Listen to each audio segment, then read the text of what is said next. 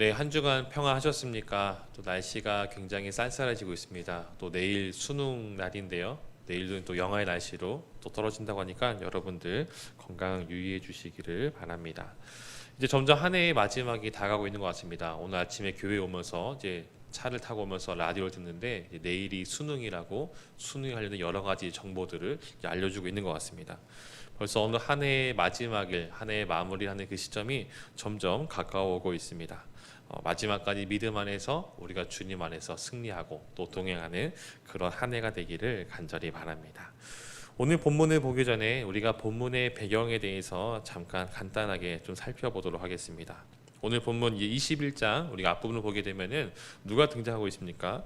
가장 먼저는 이제 베드로가 등장하고 있죠. 그리고 이어서 보게 되면은 그 주위에 도마와 나다나엘, 다른 말로는 바돌로메, 또 세베대의 아들인 요한과 야고보, 그리고 누구인지는 알 수 없으나 다른 제자 2명도 그 자리에 함께하고 있습니다. 이들이 지금 있는 위치한 곳은 어디입니까? 21장 1절 말씀 보게 되면은 디베랴 호수에 이들이 모여 있음을 지금 우리가 살펴볼 수 있습니다. 이들이 이 갈릴리 호수, 이 디베랴 호수에 모인 이유는 무엇입니까? 이들은 예수님께서 정말 그들이 믿고 따른 예수님께서 붙잡혀 가지고 죽었기 때문입니다. 그러니까 이들은 예수님의 부활을 아직 보지 못한 상태이죠. 예수님께서 붙잡히신 날 밤에 모든 제자는 각각 뿔뿔이 흩어지게 되었습니다. 예수님은 이들은 아직 보지 못했지만 스스로 말씀하셨던 것처럼 사흘이 지나고 부활하셨습니다. 이제 부활하신 그 주님께서 이 제자들을 만나기 위해서 갈릴리로 오고 있는 중이고, 이 제자들은 그 스승이 살아난 것을 모른 채 자신들이 원래 살고 있었던 이 고향 땅으로 다시 돌아오게 되었습니다. 이때 21장 3절 말씀 보게 되면은 이 베드로가 어떻게 얘기하냐면은 나는 물고기를 잡으러 가노라라고 얘기합니다. 그러니까 다시 예전의 생활 그 모습으로 돌아가고 있죠. 이 말에 다른 제자들, 다른 사람들도 나도 같이 가자라고 동조하면서 같이 이제 물고기를 잡으러 배에 타게 됩니다. 하지만 밤새 그물을 내려보아도 어떻습니까? 3절 뒷부분을 보게 되면은 나가서 배에 올랐으나 그날 밤에 아무것도 잡지 못하였더니라고 말합니다. 밤새 수고하였지만은 아무런 소득을 거두지 못했습니다. 그들이 빈 배를 타고 이제 항구로 들어오고 있을 때에 예수님께서 그들을 위해서 밤새 고기를 잡고 있었던 그들을 위해서 아침상을 준비하시면서 그들을 기다리고 있습니다. 4절 말씀 그렇게 나와 있죠. 하지만 여전히 제자들은 이 먼 동이 트고 있는 그 새벽 시간이었기 때문에 그들을 기다리는 그 사람이 예수님인지 정말 정확히 누구인지를 아직 분별하지 못하고 있었던 것 같습니다. 그리고 5절과 6절 보게 되면은 예수님께서 배 오른편에 던지라라고 말씀하시죠. 그러자 어떤 일이 생겼냐면은 그들이 밤새 수고하여도 정말 그 단 한 마리도 건지 못했던 그 물고기들이 그물이 찢어질 정도로 수많은 물고기들을 잡게 되었습니다. 여러분들 이 이야기를 잠깐 이 본문의 앞부분을 보았을 때에 언뜻 떠오르는 장면이 있지 않습니까? 우리가 정말 언뜻 떠오르는 장면이 있듯이 이 현장 가운데 있었던 제자들에게도 똑같이 그들의 머릿속에 예전의 그런 기억들이 떠올랐을 것입니다. 그것은 바로 베드로가 처음 예수님 만나던 그 장면일 것입니다. 밤새 수고하여도 물고기 잡지 못했었던 그들이 그 한 사람의 이야기를 듣고 순종해서 그물 내렸을 때에 그물이 찢어질 정도로 수많은 물고기 잡게 된 이 사건이 이들의 이 처음과 그리고 오늘 이 시간 가운데 일어나고 있었습니다. 그때 이제 이 7절 말씀 보면은 예수께서 사랑하신 제자 요한이 이렇게 말하죠. 저 사람 예수님이 아니야 라고 말하게 됩니다. 그 말을 듣자마자 베드로는 당장 바다로 뛰어들어 가지고 헤엄쳐서 예수님께 가장 먼저 가는 모습을 보이고 있습니다. 다른 제자들이 작은 배를 타고 육지로 도착을 했습니다. 그들이 육지에 이르자 예수님이 그들을 기다리시면서 배고픈 그들을 위해서 아침상을 차려주시고 또 그들은 예수님과 함께 이 아침을 먹게 되었습니다. 이제 아침을 먹고 난 다음에 그 이야기, 이제 먹고 난 다음에 예수님과 그들이 하는 이야기가 바로 오늘 우리가 읽은 이 본문의 내용입니다. 15절부터 우리가 읽은 이 본문의 내용은 우리가 신앙생활을 하면서 굉장히 많이 들어본 그리고 많이 읽어본 그런 본문 가운데 하나이죠. 예수님의 세 번의 질문과 또 베드로의 세 번의 대답 많이 들어보셨을 겁니다. 오늘은 이 대화를 다시 한번 우리가 좀 생각해 보면서 조금 살펴보고 또 다시 한번 우리 마음 가운데 새기는 그런 시간이 되기를 원합니다. 예수님은 베드로를 불러다가 이렇게 물어보시죠. 오늘 말씀 보게 되면은 15절 말씀에 그들이 조반 먹은 후에 예수께서 시몬 베드로에게 이르시되 요한의 아들 시몬아 내가 이 사람들보다 나를 더 사랑하느냐라고 물어보십니다. 왜 주님께서 이렇게 베드로에게 내가 나를 사랑하느냐라고 물어보셨던 것일까요? 이 질문은 예수님의 깊은 의도를 가지고 있는 것입니다. 요한복음 13장을 보게 되면은 이제 예수님께서 제자들과 이제 마가의 다락방에 모여서 마지막 만찬하는 장면이 나오고 있습니다. 그때 예수님께 다시 한 번 더 잡히실 것과 그리고 자신을 누가 팔 것인지 이미 알고 계시다는 것을 제자들 가운데 말씀해 주십니다. 근데 이때 요한복음 13장 37절 말씀 보게 되면은 베드로가 이렇게 예수님께 고백하는데요. 같이 한번 우리가 좀 찾아보았으면 좋겠습니다. 요한복음 13장 37절 말씀입니다.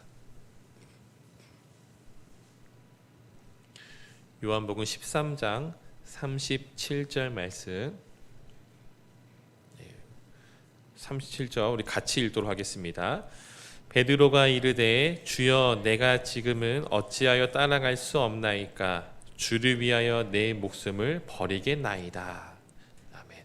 이렇게 말하고 있습니다. 주를 위하여 내 목숨을 버리겠습니다. 어디든지 주님을 따라가겠습니다. 그렇지만 이 고백이 정말 24시간도 채 지나기 전에 어떻게 되죠? 바로 그날 밤, 그날 새벽에 예수님을 3번 부인하고 마지막 예수님을 저주하면서 예수님께서 떠나는 모습으로 나타나고 있습니다. 멋진 고백을 하였지만은 정말 그 몇 시간이 지나지 않아서 그는 그 말과는 정반대의 모습을 보이고 있었다라는 것이죠. 그리고 예수님의 십자가에서 죽으셨다라는 것을 듣자마자 그는 고향으로 돌아와서 다시 예전의 모습, 어부의 모습으로 지금 돌아가고 있었습니다. 다시 본문으로 돌아와서 15절 보게 되면 예수님께서 내가 나를 사랑하느냐라고 말하셨을 때에 앞에 이렇게 덧붙이고 있습니다. 요한의 아들 시몬아 내가 이 사람들보다라고 말하고 있습니다. 조금 더 우리가 원문에 근접하게 조금 더 원문으로 좀 해석해보면 이것은 이 사람들보다는 이것들보다라고 좀 우리가 더 표현할 수가 있을 것입니다. 그러니까 무슨 말이냐면은 단순히 옆에 있는 다른 제자들보다 다른 예수님의 어떤 따르는 사람들보다 나를 사랑하냐라고 묻는 것이 아니라 이것들보다라고 말한다면은 이 사람들도 포함되어 있고 내가 지금 다시 붙잡고 있는 그 그물과 그 배, 그 고향, 아버지의 그 집, 그 모든 것들 내가 다시금 얻고자 하는 그런 세상의 그런 모든 것들보다 나를 더 사랑하느냐고 지금 묻고 있다라는 것이죠.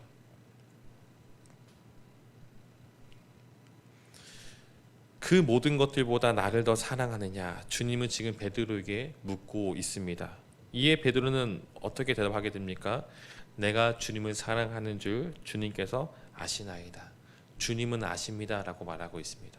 물론 지금 베드로의 모습은 그 예수님을 어쩌면 좀 배반한 채 배신한 채 그 고백과는 다르게 다시 예전의 모습 돌아가고 있었던 그 모습 한가운데 있습니다. 그렇지만 그 마음 가운데 어떻습니까? 다시 예수님을 보자 그 마음 가운데 주님을 사랑하는 그 마음이 이전과는 다르게 다시금 샘솟고 있다라는 것이죠. 이 예수님이 내가 나를 사랑하느냐 주님께서 내가 사랑한 줄 아시나이다라는 이 대답 또한 이 물음과 이 대답에 대해서 성경학자들 그리고 많은 목사님들 설교에서 약간의 이제 새로운 해석들이 나타나고 있습니다. 원어를 보게 되 예수님께서 말씀하신 사랑이라는 말은 이 아가파스라는 단어를 쓰고 있는데 이것은 전적인 사랑, 하나님께서 우리에게 베푸시는 그런 신적인 사랑을 말하고 있죠. 또 이에 대한 대답으로 베드로는 내가 주님을 사랑한다라고 말했을 때 이 사랑을 이제 필로라는 단어를 쓰게 됩니다. 그러니까 필레오라는 단어. 그러니까 아가페는 전적인 사랑, 모든 것을 주는 사랑인데 이 필레오, 이 필로라는 사랑은 친구들과의 우정을 말하고 있습니다. 그러니까 내가 이 친구를 좋아하면은 정말 내 것도 아낌없이 줍니다. 그렇지만 이 관계가 조금 어그러지고 깨지게 되면 어떻습니까? 절교를 하듯이 남남이 돼서 서로 깨지게 되는 그 사랑을 지금 말하고 있다라는 것이죠. 그래서 학자들은 이 부분을 보면서 예수님은 아가페의 사랑, 너의 모든 것을 나에게 주라라고 이렇게 말하고 있는데 베드로는 여전히 머뭇거리면서 필레오, 이 우정으로서의 사랑을 말하고 있다라고 해석을 하기도 합니다. 아마 베드로는 이미 3번 부인한 그 예전에 그런 모습이 있었기 때문에 스스로 자신감이 없어서 그랬던 것이다라고 이 학자들이 주장하기도 합니다. 물론 그럴듯한 이야기이기도 하는데 하지만 이것은 하나의 주장일 뿐이고 정답은 아닌 것 같습니다. 우리가 이 구약 성경을 헬라어로 번역한 이 70인경이라는 것이 있습니다. 물론 이 구약 성경은 히브리어로 다 기록이 되어 있지만은 헬라어로 이 신약 시대에 번역된 것이 있는데 거기를 보게 되면은 이 야곱과 요셉에 관한 기록에서 이 단어가 동시에 쓰이고 있습니다. 그러니까 아버지와 아들과의 관계 속에서 이 아가페와 이 필요라는 단어가 계속 교차적으로 사용되고 있다라는 것이죠. 또 당시 예수님이 살던 때에 이 이스라엘의 공용어는 이제 아람어를 대부분 쓰고 있었고 이 로마 제국의 공식 언어는 헬라어였습니다. 즉 예수님과 제자들은 아람어를 사용하고 있었는데 이 요한복음, 이 요한이 이것을 기록할 때에는 많은 사람들이 볼 수 있게끔 그 당시 제국의 공용어였었던 이 헬라어를 사용하고 있다라는 것이죠. 즉 그 사건을 기록한 사람들이 마태나 마가, 누가, 요한 이 사람들이 이 복음서를 그 제국 내에 있는 수많은 사람들이 읽을 수 있게끔 아람어가 아닌 헬라어로 기록을 했다라는 것이죠. 그리고 그 사람들이 읽었을 때에 어떤 문학적인 의도를 가지고 이 똑같은 말을, 똑같은 단어를 다른 단어로서 사용하고 있다라는 것입니다. 여러분 우리가 글을 쓰거나 어떤 편지를 쓸 때에 물론 같은 의미이지만 같은 단어를 반복해서 쓰게 되면은 조금은 눈에 거슬릴 때가 있습니다. 조금은 뭔가 의미가 그냥 평범해 보이기도 합니다. 그렇지만 같은 의미를 쓰고 있지만은 그 의미를 가지고 있는 또 다른 표현을 바꿔가는 그렇게 했을 때 뭔가 좀 더 문장이 더 돋보이게 되고 조금 더 세련되게 되죠. 그러니까 설교를 준비할 때에도 같은 말을 하게 되지만은 똑같은 말을 반복하게 되면은 조금 저도 그렇고 듣는 사람도 그렇고 굉장히 그냥 무미건조한 그렇게 되는 것 같습니다. 그래서 같은 의미를 가지고 있지만 조금은 다른 언어로 그 단어를 바꿔가는 그런 작업들을 하기도 합니다. 오늘 복음서를 기록한 요한도 마찬가지의 이유로 이 사랑이라는 단어를 같은 단어를 사용한 것이 아니라 번갈아 가면서 지금 사용을 하고 있습니다. 이에 대한 근거가 우리가 15절, 16절, 17절 이어지는 이 3번의 물음과 3번의 대답 속에서 나오는 예수님의 지침을 통해서 알 수가 있습니다. 15절 보게 되면은 내 어린 양을 먹이라, 16절에는 내 양을 치라, 그리고 17절에는 내 양을 먹이라. 이 먹이라와 치라 이 같은 의미를 가지고 있는 단어입니다. 그렇지만 이렇게 번역할 때나 또는 이것을 기록할 때는 조금은 다른 언어로서 교차되게끔 이렇게 쓰고 있습니다. 또 15절에는 어린 양, 또 16절과 17절에는 양, 15절과 17절 먹이라, 16절에는 치라. 똑같이 내 양을 먹이라 혹은 내 양을 치라라고만 했다면은 뭔가 조금 단조롭고 식상할 수가 있기 때문에 요한은 지금 번갈아 가면서 이 단어들을 사용하고 있습니다. 예수님은 베드로에게 3번 물으셨고 그리고 베드로는 3번 대답을 했습니다. 왜 예수님은 베드로에게 3번씩이나 똑같은 의미를 가진 이 말을 물어보고 이 베드로의 대답을 계속해서 이끌어내고 있는 것일까요? 이것은 베드로가 앞서서 예수님을 부인했기 때문에 그에 대한 어떤 신뢰를 잃었기 때문에 다시 한 번 더 재차 계속해서 이렇게 어떤 세뇌시키듯이 예수님께 요구하고 있는 것은 아닙니다. 여기에도 깊은 의도가 담겨 있죠. 베드로님이 예수님께서 잡히셨을 때 3번 부인하였습니다. 한 번도 아니고 3번 부인하고 도망치 떠났다는 것은 그 마음간에 씻을 수 없는 하나의 트라우마, 상처로 남았다라는 것이죠. 그 누구 예수님에 대한 어떤 사랑이 있었고 또 열심이 있었고 정말 그 수제자로서의 그런 모습이 있었지만은 하지만 예수님을 배신하고 배반했던 그 모습이 그 안에 강하게 자리 잡았다라는 것이죠. 그리고 그 부활하신 그 예수님을 다시금 보게 되었을 때에 가장 먼저 그 헤엄쳐서 예수님께 다가갔지만은 여전히 그 마음 가운데는 예수님에 대한 그런 미안함과 죄스러움, 그런 모든 복합적인 감정들이 그 안에 지금 혼란에 빠지고 있다라는 것이죠. 예수님은 세 번의 질문을 통해서 베드로의 마음속에 있는 깊은 고백을 이끌어내셨고 그의 상처 입은 마음을 지금 치유하고 있습니다. 그리고 내 양을 치라, 내 양을 먹이라고 말씀하시면서 그가 이제 다시 어떤 삶을 살아야 되는지, 무엇을 향해 살아가야 되는지를 다시 한번 더 일깨워주고 있습니다. 이미 베드로는 처음 예수님으로부터 이 부르심을 받았을 때, 제자로서 부르심 받았을 때에 그의 사명이 무엇인지 이미 들었습니다. 살아나는 어부가 되는 것, 그것이 바로 베드로가 다시금 새롭게 살아가야 될 그 삶이라는 것이죠. 하지만 예수님이 잡히시고 죽으시던 그날 밤에 그는 그 비전과 사명을 저버린 채 다시 예전의 모습으로 되돌아왔습니다.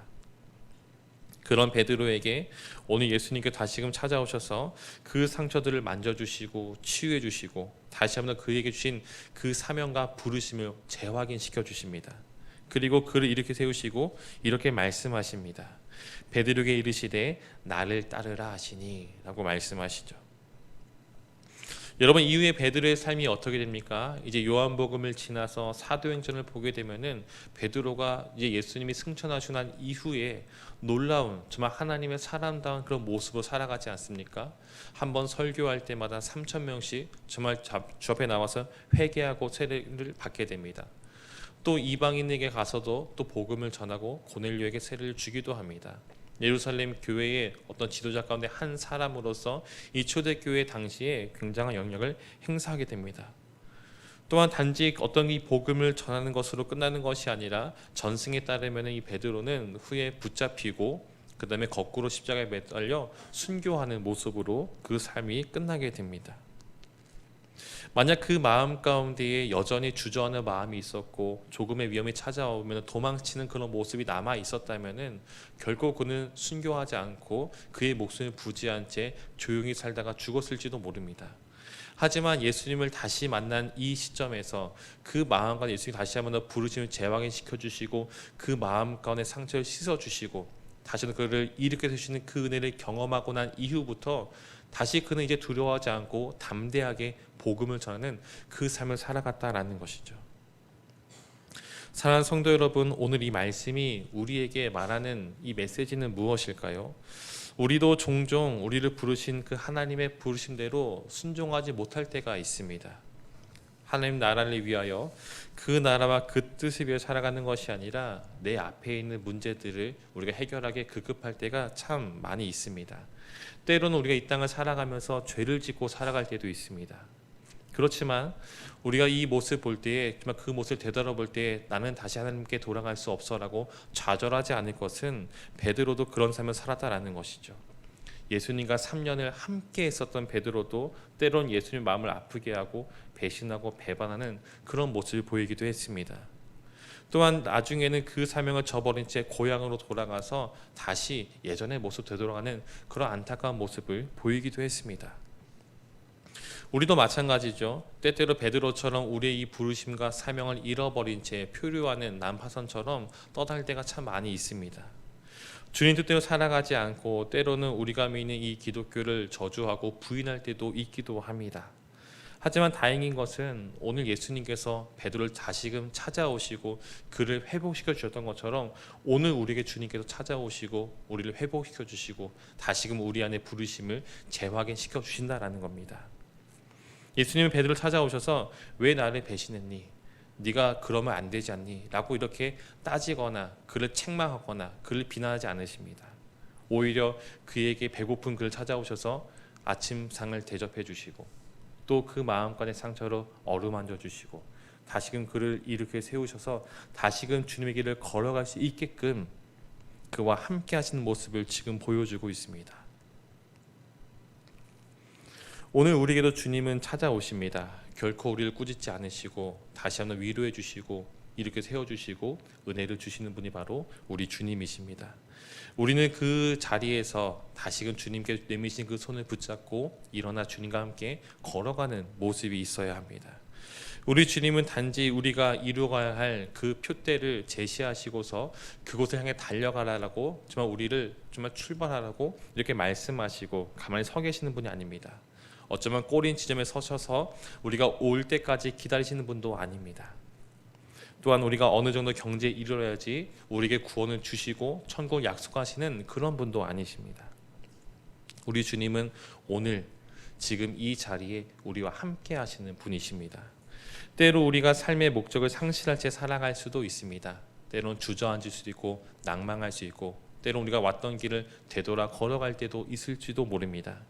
그렇지만 그때 우리가 해야 될 것은 그것이 주께서 원치 않는 모습을 깨닫는 즉시 그 자리에서 내미시는 그 손을 붙잡는 그 모습이 있기를 간절히 소망합니다. 주님의 은혜를 다시금 구하는 모습이 우리 안에 있어야 합니다. 사랑하는 성도 여러분, 지금 우리는 어떤 모습입니까? 주님께서 주신 그 부르심에 우리가 합당한 그 길을 걸어가는 그 삶이 우리 안에 있습니까? 만약 그 삶을 걸어가신다면 굉장히 잘하고 있는 것입니다. 끝까지 그 길, 그 믿음의 길을 걸어가시기를 소망합니다. 반대로 날 향한 하나님의 뜻이 무엇인지 모르겠고 여전히 사명과는 상관없이 때때로 세상 사람과 벗삼아서 세상의 가치관대로 살아가는 모습이 있다면 그래도 괜찮습니다. 잠시 그 걸음을 멈추고 다시금 주님의 은혜를 구하면서 주님의 그 부르심 무엇인지를 깨닫고 이제는 그 부르심의 그 길을 따라 살아가는 그런 모습이 우리는 있기를 원합니다. 그렇게 함으로써 여기 앉아있는 우리 보배교회 모든 성도님들의 그 삶이 하나님께 주신 그 사명을, 그 부르심을 삶 속에서 아름답게 이루어가기를 소망합니다. 또한 세상의 풍조에 휩쓸려서 우리가 단지 이 땅을 살아가기에 급급한 것이 아니라 이 땅 속에서 우리가 분명한 하나님의 그 빛을 비추어가는 그 삶을 살아가는 우리 모두가 되기를 간절히 소망합니다.